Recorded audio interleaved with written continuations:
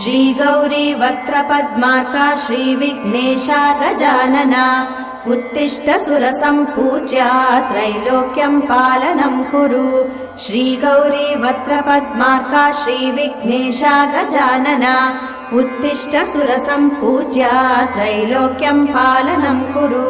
उत्तिष्ठोत्तिष्ठ हेरम्बा उत्तिष्ठ गणनायका उत्तिष्ठ करुणापूर्णा भक्तानां भाग्यदायका। उत्तिष्ठोत्तिष्ठ हेरम्बा उत्तिष्ठ गणनायका उत्तिष्ठ करुणापूर्णा भक्तानां भाग्यदायका।